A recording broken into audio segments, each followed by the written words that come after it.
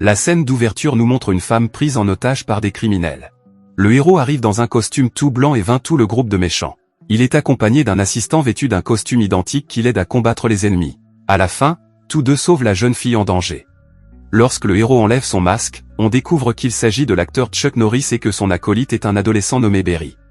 Soudain, Barry se réveille dans sa salle de classe, réalisant que le combat n'était qu'un rêve. Ses camarades de classe se moquent de lui, ce qui provoque une crise d'asthme. Barry est un garçon asthmatique et introverti, souvent victime de brimades à l'école. Il passe ses journées à créer des fantasmes dans sa tête, principalement celui d'être l'acolyte de Chuck Norris. Il s'imagine en train de se battre contre les brutes de la vie réelle pour sauver sa professeure préférée, Noreen. Elle s'inquiète des fréquentes rêveries de Barry et de la diminution de sa capacité d'attention en classe. Après l'école, elle parle à son père et il décide d'inscrire Barry à un cours de karaté. Il pourra ainsi s'occuper et apprendre à se battre dans la vraie vie. Ils se rendent chez le propriétaire d'un dojo arrogant, Kelly Stone. L'homme se vante de sa contribution au sport et se compare à Chuck Norris. Il insulte également tous les autres professeurs de karaté existants et pense qu'il est meilleur que tout le monde. Barry et son père décident de partir, se rendant compte que cet homme n'est pas un bon professeur. À l'école, Noreen parle au père de Barry et apprend que le professeur de karaté ne les a pas convaincus. Elle explique que son oncle Lee vient bientôt aux États-Unis pour travailler dans le restaurant familial. Elle pense que son oncle pourrait être le professeur idéal pour Barry, car ils ont tous deux des traits de personnalité communs. Nous faisons ensuite la connaissance de Lee. Il se trouve dans une station de métro lorsqu'un homme lui adresse une insulte raciste. À son tour, Lee utilise l'un de ses nombreux tours pour mettre le feu à la veste de l'impoli. Plus tard dans la journée, Barry rencontre Lee dans son restaurant. Pour sa première leçon, il lui demande de marcher jusqu'à l'école dès le lendemain, puis de passer progressivement à la course à pied. Lee veut améliorer l'endurance du garçon, car le surentraînement pourrait déclencher de l'asthme et aggraver la situation. Pendant qu'ils discutent dans la cuisine, le père de Barry et Noreen sont dans la salle à manger en train de manger ensemble. Le père de Barry, Gabrielski, a perdu sa femme il y a 10 ans et est resté célibataire depuis. Noreen semble s'intéresser à lui. Soudain, un groupe de voyous arrive au restaurant et commence à faire des bêtises.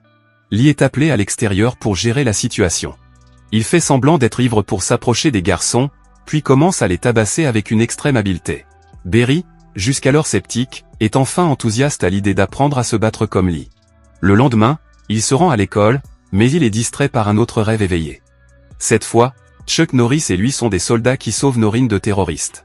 Ils exécutent des cascades absurdes et tuent tous les ennemis avant que Barry ne revienne à la réalité. Sur le chemin de l'école, une gentille camarade de classe, Lauren, lui propose de l'emmener, mais il refuse.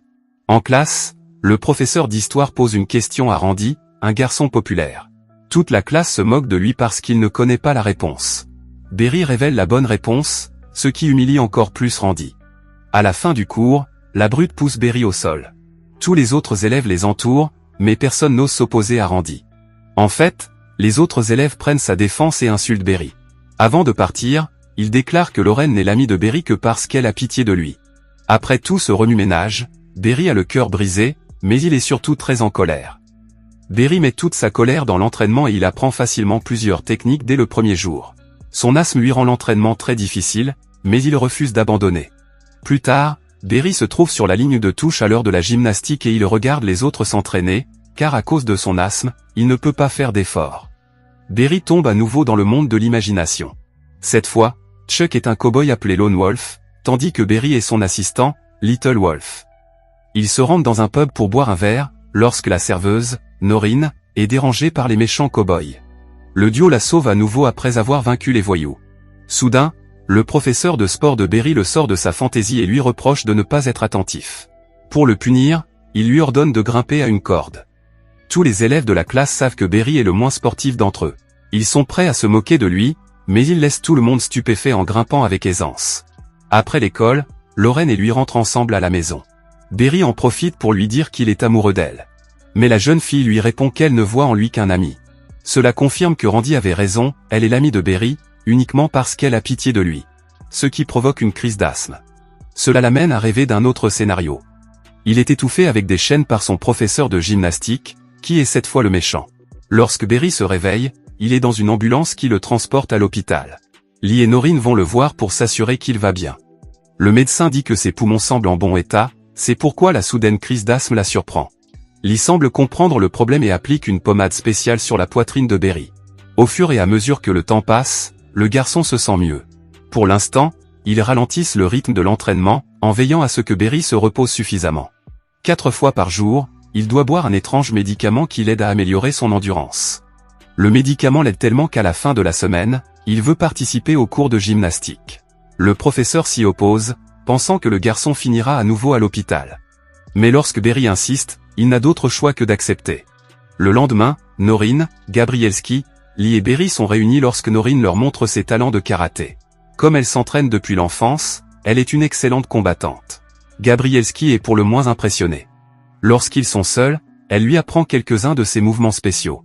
Cette interaction les rapproche, mais ils se gardent bien d'être trop proches.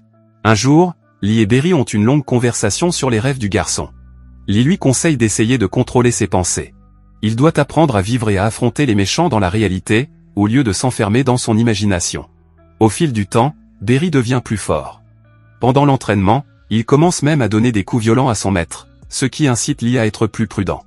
Lee remarque également que Berry n'a plus besoin de son inhalateur, ce qui prouve que son endurance a augmenté de façon exponentielle. Pendant ce temps, ses camarades de classe ne se rendent pas compte que Berry n'est plus l'enfant asthmatique et faible qu'il connaissait. Randy commet donc l'erreur de l'insulter à nouveau. Randy l'attaque alors, mais Berry parvient à se défendre, ce qui surprend tout le monde. Une bagarre s'engage, bien que Randy soit un adversaire coriace, puisqu'il pratique également le karaté. La bagarre ne s'arrête que lorsque leur professeur de gymnastique intervient. Peu après, Lauren s'approche de Berry, émerveillée par ses talents de combattant. La jeune fille lui propose d'aller au zoo le week-end. Berry accepte avec joie, oubliant qu'elle a refusé la dernière fois. Dans la scène suivante, Berry se retrouve dans un autre de ses rêves éveillés. Cette fois, Chuck Norris et lui pénètrent dans un entrepôt de drogue. Le méchant retient à nouveau Norine en otage parce qu'elle a trahi le gang. Soudain, une explosion se produit, suivie de l'entrée de Chuck Norris. Le gangster ordonne à ses hommes de l'attraper, mais avant qu'ils n'y parviennent, une autre explosion se produit. Cette fois, son acolyte Berry entre dans l'entrepôt et une fusillade s'ensuit. Curieusement, Berry tue plus de gens et surpasse même Chuck. Il est plus courageux qu'avant et cela surprend même l'imaginaire Chuck.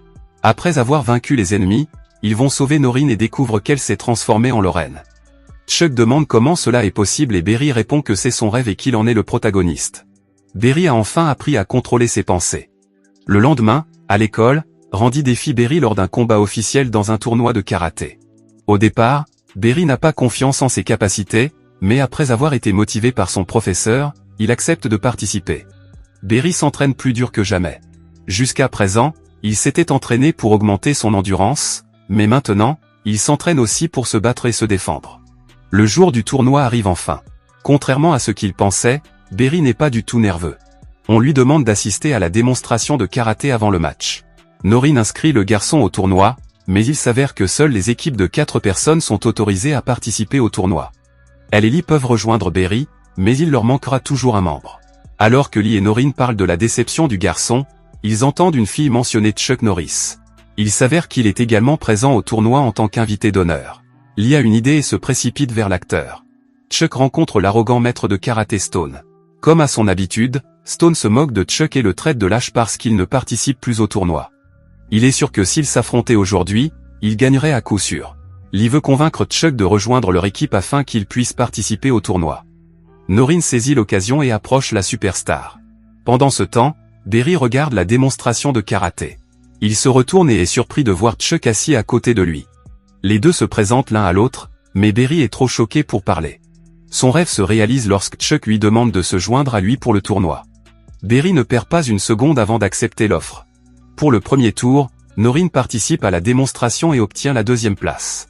La deuxième épreuve est une compétition de cassage de briques. Lee monte sur scène et demande à ce que l'on ajoute des briques à la pile. Personne ne croit qu'un vieil homme comme lui puisse avoir autant de force, mais il surprend tout le monde. La 3e épreuve est une démonstration du nunchaku. Berry entre nerveusement sur la scène et commence sa performance. Il entre à nouveau dans le monde des rêves et imagine qu'il fait preuve d'une grande habileté dans le maniement du nunchaku. Berry finit par faire la même chose dans la réalité, ce qui lui vaut les applaudissements du public. Au tour suivant, Chuck affronte Stone et prouve que cet homme n'est qu'un grand bavard. Chuck résiste facilement à toutes les attaques de Stone, le rendant fou.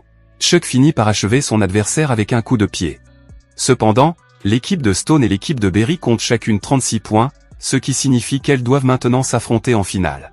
Le match de barrage sera un match de casse-briques entre Berry et Randy. Au premier tour, ils cassent tous les deux toutes les briques de la pile. Le deuxième tour est rendu plus difficile par une pile de briques plus haute. Randy commence, mais ne parvient pas à tout casser. Avant le tour de Berry, Lee lui demande de se souvenir de tout ce qu'on lui a appris jusqu'à présent et de canaliser toute son énergie. Suivant son conseil, Berry brise toute la pile d'un seul coup, faisant gagner son équipe. Dans la dernière scène, Chuck et Berry parlent du tournoi et le garçon remercie son héros. Berry a enfin abandonné son obsession pour la fantaisie, car elle est devenue réalité, et il n'est plus considéré comme le garçon le plus faible de l'école. Merci d'avoir regardé. Si vous avez aimé la vidéo et que vous souhaitez aider la chaîne à grandir, laissez un like, un commentaire et abonnez-vous.